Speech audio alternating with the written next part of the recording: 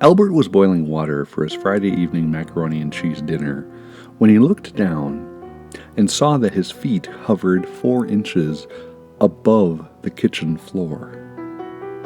Albert's fingers tried to close around the macaroni box, but it wasn't there anymore. He looked up from the boiling water and saw that his hand was suspended above the box. His heart began to race. He felt like he was being lifted up in an elevator. "Oh my, I'm floating!" Albert felt his body was a balloon. He lifted off the ground until the bottoms of his shoes were level with the top of the lampshade. His stout form was perfectly straight, as if he were standing still. "I can't believe it." He didn't want the next-door neighbors to hear. Albert was cautious. He was content to float carefully above the floor and drift slowly forward until he bumped into a wall. Then he gently pushed himself away and moved slowly backwards. Albert was astonished that he could reach out his hand and touch the high ceiling with his fingertips. He looked down as he breezed over his single chair and the table already set for dinner, the placemat, the silverware, the bowl. They all looked foreign from above. He forgot all about eating. "Oh my," Albert said. His arms waved and tingled, and his breath became deeper. A joyous peace overtook him as he left his daily worries on the floor. He began to giggle, light, airy, childish, and his face widened into a broad smile. "This is so gentle," he thought. Every inch he moved was slow and controlled. It was a graceful maiden voyage. The hours passed quickly as he drifted elegantly over his bed, his cluttered dresser, his couch. The high ceiling of Albert's apartment allowed him to practice ascending and descending. He found that he could control his altitude by will alone. Wishing to go up brought him near the ceiling, and wishing him to land brought him near the ground, though he never once touched the floor. The more he practiced, the more speed and control he had. Soon he was confidently pushing off his apartment walls with his legs and executing slow, graceful mid-air somersaults, head down, legs up and over, head up again. He found that he could float completely upside down, and by making light contact with the soles of his shoes, he could walk on the ceiling. By midnight, Albert was spent. He lay down perfectly straight in the air, but made sure he was over his bed, just in case he fell when he was asleep. He played it safe. He reached down and turned off the light. In his dreams, he drifted back to earlier that afternoon. He walked home from the city bus stop to his apartment building. He saw a flock of pigeons flying through the air. He stopped and watched them beat their wings and go higher and higher and higher. He wished for an instant that he could fly away with them. He felt his heart skip. "That's silly." He walked on. He opened the door to his apartment building and slowly walked up the stairs to his second-floor apartment. Soon Albert was boiling water for his macaroni and cheese dinner and thinking about how the pigeons effortlessly left the ground. "That must feel wonderful," Albert thought. "I sit in that office all day long, locked into that chair." Albert was tired of his job, of riding the bus back and forth to work, of his one-bedroom apartment, of being balding and pudgy, of being painfully shy, of being trapped, of being alone. He wanted to be free. He wished he could fly. In his dreams, he lifted off the ground and took off after the pigeons. The next morning, when the alarm clock went off at 8 o'clock, Albert sat up, stretched and yawned. He looked down and saw that he was hovering above his bed. "That's the best I've ever slept," he said. By late Saturday morning, Albert could float horizontally like a dirigible and replace light bulbs in the suspended ceiling lights. He fancied himself a blimp, hovering low over a packed football stadium with glowing messages on his sides. All weekend, Albert played an elaborate game where he pushed himself off a wall, curled up tight like a ball, and gently bounced off the floor, walls, and ceiling. He called it Albert Ball. I can't tell anyone, he thought, as he watched the Saturday evening news. Nobody would believe me anyway. If I were to show anyone, they'd think I was some sort of freak. He decided to keep his secret to himself. He'd just float around the apartment after work and on weekends. Each day of the week, Albert awoke at 6 o'clock. He conducted his morning routine with both feet firmly on the floor. He showered, shaved, dressed, ate breakfast, and took the bus to work. With each tick of the clock on the wall above his desk, he could feel his body fighting the swivel chair. When Albert first got his job, he thought the chair was plush and luxurious. Now it was a manacle, a trap. Albert yearned to break free of the chair and to leisurely float above his co-workers, defying the rigid cubicles. By 4 o'clock, the pressure began to take effect on his body. Albert felt his stomach tighten. He could hear his heart quicken. He began to perspire. Yet the world seemed much lighter and brighter than it did in the morning. He smiled inside. When 5 o'clock finally came, Albert walked quickly out the door, down the stairs and into the busy street. He dodged construction workers, teens in t-shirts and blue jeans, men in dark blue suits with newspapers, women in trim business suits clutching briefcases. He caught the bus at 5:15, barely finding a seat before it began to roll. By now, his heart was pounding. It seemed to get louder with each beat. Surely people will hear it, he thought. Nobody looked. After 20 or 30 stops that seemed totally unnecessary, the bus approached his stop. He pulled the cord, stood up, and pushed open the door. He walked quickly to his apartment building, burst into his apartment, locked the door, threw off his jacket, and soared around the room. By Friday night, he could maneuver like a fighter jet. He raced around his apartment at Mach 5. He dove low to the ground, only to swoop up high and turn in tight, mid-air ovals.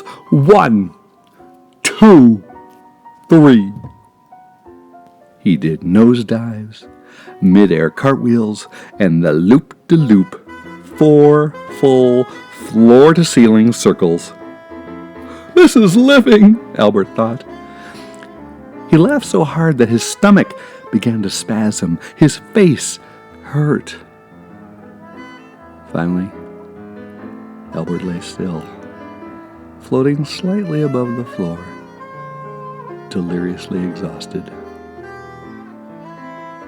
On Saturday morning, Albert looked into the bathroom mirror. A pale, portly man stared back at him. He realized he had spent the entire week indoors. Enough floating, he thought. I need some sun. He decided to go to the park. In a blue t-shirt and white shorts, Albert walked 5 blocks to the park and sat underneath the trees on a green park bench. The sun warmed his arms, and he looked up at the brightly blue sky. He heard the playful shouts of children and the melodic songs of birds.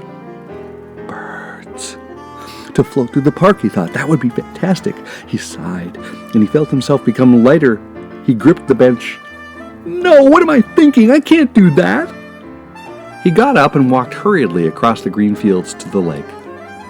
Someone would see me. I'd be found out.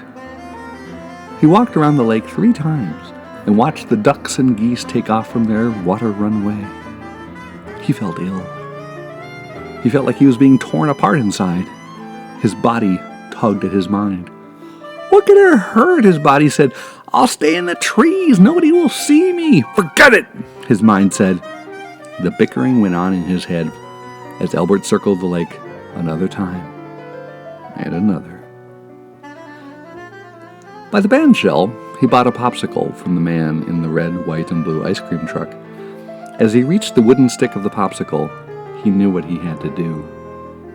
Albert walked across the park to the dense brush at the edge of the park. He looked to make sure nobody was around. Once again, it was clear. With a wide smile, Albert slowly lifted off the ground. His body caught the wind, and soon he crested the tops of the tall oaks and maples. He gently brushed his feet along the treetops. The leaves looked like waves of green sea rolling and cascading in the wind.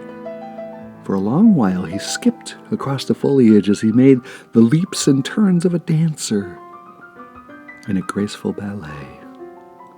The birds sang the lilting melody. On impulse, Albert gave a strong push off one of the branches and drifted out over the field. He rose high into the air until he could see the ground spread out in all directions. He looked down and he saw the tops of heads of little bodies. There were children and grown men playing softball on tan dirt diamonds. They hit the ball and scampered from base to base. He saw families who sat on red and white picnic blankets, passed out tiny lemonade glasses and sandwiches from square wicker baskets. Young men threw frisbees and played volleyball with young women. Dogs ran to catch sticks. He saw the glass dome of the greenhouse and the tiny fenced-in yards of the zoo. He drifted east until he hovered over the lake. It was a blue pearl that shimmered in the sunlight. Walkers and joggers orbited the lake. Albert noticed the slow, steady pattern. People would enter and leave the orbit, but the lake's pull remained constant. There were always people circling the water. Albert took a deep breath and began a graceful loop upward like a Ferris wheel that carried him arcing into the sky. His lungs filled with air as he floated along on his back in the soothing sun. He could feel the gusts of wind on his arms as he reached the top of the circle and began to head toward the earth. He could see the earth spin around to greet him. Albert began a series of intricate and elegant turns. Each shift in weight or flick of the wrist sent him in another direction. Albert was an acrobat, tumbling and turning through the air. Gradually, he began to drift back to the ground. The sun was lower in the sky than before. He came closer to the ground of the park and he noticed nobody was playing softball. Nobody was tossing frisbees. Nobody was jogging. Albert looked down on a huge throng of people. Hundreds stood with their eyes glued on him. "You fool," he thought. "You just had to fly, and now look!" Cars were backed up for blocks. As he got closer to the ground, he saw white vans on the grass carrying satellite dishes and dozens of television cameras fixed on him. Flashbulbs exploded. As he drifted back toward the ground, he heard screams and saw the mob rush toward him. He panicked and shot back up into the air. "Oh no! Oh no!" He felt his head would burst. His heart was thrashing in his chest. His mind was going numb. "What am I going to do? This is horrible!" Tears dripped down his cheek. In the distance, he saw his apartment building. He looked back on the growing crowd and took off toward home. He was a missile hurtling toward his target. Houses, yards, and trees were blurs under him. Under the rushing wind and car horns, human voices shrieked. Albert touched down in front of his apartment building and threw open the front door. A woman screamed in the street. Albert flew up the stairs, threw open his apartment door, slammed it shut, and triple-locked it. Albert knew he did not have long. He became a blur. He pulled the wooden bed slats out from under his mattress. He pounded nails through the slats into the door jamb. Albert could hear his heart pound in his ears. His arms ached as he shoved the couch against the door. He felt his back twist as he hoisted the dresser onto the couch, scattering clutter everywhere. His breath grew short and sharp as he wedged the mattress against the top of the door. The fox was trapped, and the hounds were coming. "He's up there," someone yelled. "He's in that room!" Albert looked out of his window. He watched the monstrous crowd grow. He sat on his floor and his eyes welled with tears. The sky in the window was pink, turning to dark purple when the phone rang. Albert picked up the receiver. "Hello?" Albert said. "This is CNN," the voice said. Albert turned on the television. He saw footage of himself arcing and diving. He saw close-ups of his own face. They showed his eyes closed and his mouth in a blissful smile. "Nobody knows who he is or how this man achieved his solo flight," the television said. "Authorities say the man apparently barricaded himself in his apartment." Albert hung up the phone. The whole world knew. He plopped onto the couch and stared numbly at the television. He glanced occasionally at the ringing phone. Soon he unplugged the phone, but stayed riveted to the screen. He watched himself soar and dive over and over. Albert heard a loud, amplified, tinny voice calling out to him, "This is the police!" Albert looked out the window. Squad cars lined the streets, with banks of TV cameras behind them. A large crowd of onlookers stood behind yellow barricades. "We want to talk to you," the voice said. Albert stuck his head out of the window. "Please go away," he pleaded. "Sir, we just want to talk to you." "No, leave me alone." Albert imagined himself strapped to a large white table, blinded by bright lights. Masked scientists probed him. He knew the rest of his life would be spent as an oddity, a human exhibit. People from around the world would flock to see the floating man. Saturday turned to Sunday. The morning was slate gray. A sleepless Albert looked out the window. Red police lights flashed. The cameras fixed on him. Gawkers huddled under blankets. Albert knew what he had to do. He climbed out onto the ledge. "Look, there he is!" people shouted. "He's coming out!" someone screamed. Albert looked at his tormentors. "I just wanted to fly," he said.